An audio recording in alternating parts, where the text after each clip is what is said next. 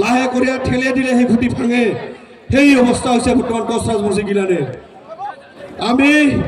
সংকল্প ল'ব লাগিব নিজৰ সমাজখন নিজে বাছৰ কাৰণে আমি কাম কৰি যাব লাগিব আমাৰ সমাজত আমাৰ গাঁও গিলানত বুঢ়া মানুহৰ অভাৱ আমাৰ মানুহ আজি 100 বছৰ পৰ্যন্ত বাঁচিব নপৰা একটা পৰিৱেশ হৈছে এই পৰিৱেশ আমি পৰিৱৰ্তন কৰিব লাগিব 120 বছৰ পৰ্যন্ত আমাৰ কোচ ৰাজবংশী মানুহ বাঁচা উদাহৰণ আছিল এলা আমাৰ মানুহগিটি 60 বছৰ বেছি বাঁচিবাই নোখোজে আমি সকলোৱে মিলি আমি সংকল্প ল'ব লাগিব আমাৰ সমাজখন শক্তিশালী কৰাৰ কাৰণে আমি মদ ভাং খাওয়া আমি বাদ দিব লাগিব আমি বাহিৰা পৰম্পৰা বেছি কৰি আকোৱালি লোৱা কাৰণ আমাৰ মানুহগিটি 60 বছৰ নহৈতে মৰে আৰু যাৰ কাৰণে সন্দেহজনক মানুহখিনিয়ে আমাৰ আই মাতৃসকলক লয়া যায় আমাৰ মাজত আমাৰ সমাজখন আমাৰ মানচিত্ৰৰ পৰিৱৰ্তন কৰি দিছে এই 20 বছৰ আগৰ আমাৰ মানচিত্ৰ আৰু বৰ্তমানৰ মানচিত্ৰৰ মাজত আকাশ পাতাল পাৰ্থক্য সেয়ে আগৰ আমাৰ 20 বছৰৰ সমাজ আমি যদি গঠন কৰিব লাগে গোটাই কোচ ৰাজবংশী আই মাতৃ জ্যেষ্ঠসকল ছাত্ৰ ছাত্ৰী আৰু নৱ প্ৰজন্মক আমি একটাই অনুৰোধ কৰোঁ সকলে নিজৰ জাতিৰ কথা ইতিহাসৰ কথা আমি কয়া আমি কেনেকৈ সুৰক্ষিত সংৰক্ষিত কৰি আমি বাচ্চা দেখিব খোজো সেইখিনি কাম কৰিব লাগিব আপোনালোকে নাভাবিব এইখান কোনো আক্ৰাসৰ বা অমুকৰ মিটিং আমি একটা কথা কবা খোজো হাজাৰ হাজাৰ মানুহ ওলাই অহাৰ কাৰণটা হৈছে সবে বুঝা পাইছে লাঞ্ছিত বঞ্চিত প্ৰতাৰণা প্ৰবঞ্চনা কৰা এই জাতিটাক ভৱিষ্যত যদি আমি উত্তৰণ কৰিব লাগে তাৰ কাৰণে আমি একেলগে মাৰ মাৰি থিয় হ'ব লাগিব 25 নৱেম্বৰ তাৰিখে প্ৰতিবেদন দিয়া কথা কৈছে অসম চৰকাৰে আমি অসম চৰকাৰক কবা খুজিছো আমি কোনো 25 তাৰিখ 26 তাৰিখ আমি বাদ নাচাম কোচ ৰাজবংশী ৰাইজ আমি একত্ৰিত হৈছো আপোনালোকৰ যদি সদিচ্ছা আছে আমাক জনজাতিকৰণ কৰে আৰু যদি সদিচ্ছা নাই এই কোচ ৰাজবংশী সমাজৰ এই যে হালদিয়া দেখা পাইছো হাই হালদিয়াৰ জৰিয়তে আমাৰ সমাজখন নিজে নিজক পৰিচালনা কৰা পৰিৱেশ আমি সৃষ্টি কৰিম আমি বিকল্প ব্যৱস্থা কৰিম কোচ ৰাজবংশী সকলে ৰাজ্য চলাইছিল যদিও আমাৰ ৰাজা নাই নিজে নিজকে ৰাজা বুলি ভাবিয়া আমাৰ সমাজখনকে আমি ৰাজধানী বুলি ভাবি আমি কাম কৰি যাম কোনো অশোক সিংহাল আহিয়া আমাৰ সমাজখন কেনেকৈ চলিম যাতে উমি আমাক কবা নাপাৰে এই পৰিৱেশ আমি সৃষ্টি কৰিব লাগিব খিলঞ্জীয়াৰ কথা আমি খিলঞ্জীয়াক কব লাগিব খিলঞ্জীয়াৰ সমস্যা আজি দিল্লী দিছপুৰৰ বণিক গোষ্ঠী আমাক পৰিচালনা কৰিব খোজে আমি কি মানিম নেকি আমাৰ স্বাভিমান নাই নেকি আমি যিকোনো ব্যক্তিৰ কথা মতে আমি উঠা বহা কৰিম এই কাৰণে চৰকাৰৰ যি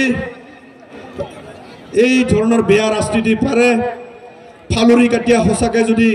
খিলঞ্জীয়া ভূমিপুত্ৰসকলক ৰক্ষণাবেক্ষণ দিব খোজে কোচ ৰাজবংশীসকলক অতি শীঘ্ৰে জনজাতিকৰণ পৃথক কমতাবোৰ পুনৰ গঠন আৰু কেৰলৰ লগত শান্তি চুক্তি অতি শীঘ্ৰে কৰাৰ আমি বিনম্ৰভাৱে অনুৰোধ জনাইছো নহলে এই কোচ ৰাজবংশী সমাজৰ মাজত অন্তৰত জ্বলি থকা জুইকুৰা যেনে দপদপে জ্বলিব ভাৰত চৰকাৰ বা অসম চৰকাৰ বেংগল চৰকাৰে আমাক কিন্তু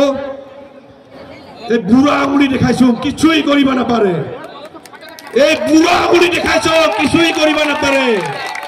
কাৰণ স্বতন্ত্ৰ ৰাজ্য চলা একটা জাতি আছে কোচ ৰাজবংশীসকল অসম বেংগল গোটেই মানুহখিনি যদি আমি নৰ্থ ইষ্টৰ মুখ্য দুৱাৰত যদি আমি গোটালে ঘুমাম তাহলে নৰ্থ ইষ্টৰ মানুহগিটি ভকত থাকিব লাগিব ভকত আলু একটা খাব লাগিলে আমাৰ পৰা অনুমতি ল'ব লাগিব বয়লাৰ একটা খাব লাগিলে আমাৰ পৰা অনুমতি ল'ব লাগিব এই কাৰণে আমি সিদ্ধান্ত ল'ম খিলঞ্জীয়া ভূমিপুত্ৰসকলৰ কিমান শক্তি সেই শক্তি এবাৰ আমি দেখুৱাই দিম এই কাৰণে আই মাতৃসকলকে আদি কৰি আমাৰ কোচ ৰাজবংশী মানুহখিনিক আমি একটা কথা কব খোজো আমি ন্যায্য প্ৰাপ্তি দাবীৰ কাৰণে নিজৰ জীৱন সুৰক্ষিত কৰাৰ কাৰণে আমি এই টেংটেঙা ৰোডত আমি প্ৰতিবাদ কৰিব ওলাইছো কিন্তু সবচেয়ে দুখৰ বিষয় এইখান অসমতে থাকা খিলঞ্জীয়া ভূমিপুত্ৰ বুলিয়া গৌৰৱেৰে কৈয়া থাকা মানুহগিলান আজি খিলঞ্জীয়া কোচ ৰাজবংশী সকলৰ ন্যায্য প্ৰাপ্তি দাবীৰ আমার দাবিটাক নচ্চাপ করার কারণে তেখেতসকলে আমার এগেইনস্টত প্রোগ্রাম ঘোষণা করে আদিত্য খাগলারি কোন হয় আদিত্য খাগলারি কোন আদিত্য খাগলারি কথা মতে কি আমি চলিম নাকি আদিত্য খাগলারির অসমৰ মুখ্যমন্ত্রী কথা মতে আমি চলিম নাকি নচল আমার কথা আমি কম আমার কর্ম আমি করিম আমার শক্তি আমি দেখুৱাম আমাক কোনে ৰঙা চকু দেখাব সেই ৰঙা চকু আমি আঙুলি দিয়া ৰঙা চকু উঠি আনিব লাগিব পাৰিব না নাই প্ৰয়োজন হলে কোচ ৰাজবংশী মানুহখিনি মৃত্যু ও কাকলি লবা কাৰণে ৰেডি কিন্তু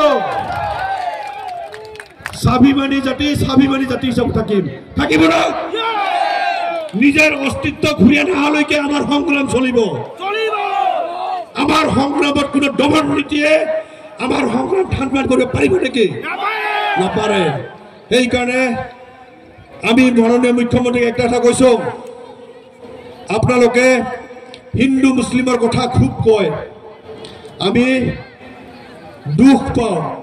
আপুনি খালি ৰাজনৈতিক ষড়যন্ত্ৰ ৰাজনৈতিক মুনাফা লাভৰ কাৰণে আমি খালি আপোনালোকে খালি হিন্দু মুসলিমৰ কথা কয় আপুনি যদি ইমানে হিন্দুক লৈ কাম কৰিব বিচাৰে কোচ ৰাজবংশী গল কি আমি হিন্দু নহওঁ নাকি আমি হিন্দু হওয়ার পাছত আমাক কিয় সুরক্ষা প্রদান করা নহয় আমাক কিয় রাজনৈতিক অধিকার দিব বিচৰা নহয় কিন্তু কেবল আমাক ৰাজনৈতিক বৈতৰণী পাৰ কৰাৰ ক্ষেত্ৰত আমাক ব্যৱহাৰ কৰিব খোজে আৰু নহব বহু ধৈৰ্য কৰা হল কোনো আৰু লিডাৰেৰ সুৰতলিপি মতে কোচ ৰাজবংশী মানুহ নচলে কোচ ৰাজবংশী মানুহ কোচ ৰাজবংশী সমাজে নিজৰ কথা নিজে চিন্তা কৰি চলিব না অশোক সিংগাল যদি আইয়া আমার সমাজখান এঙ্কা করে চলিব লাগে কথা কয় আমি কি মানিম নাকি না মানম এই কারণে হিন্দু মুসলিমৰ কথা কোৱা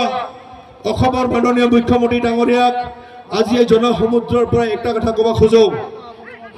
আপুনি জেহাদীৰ কথা কয় জেহাদী কোন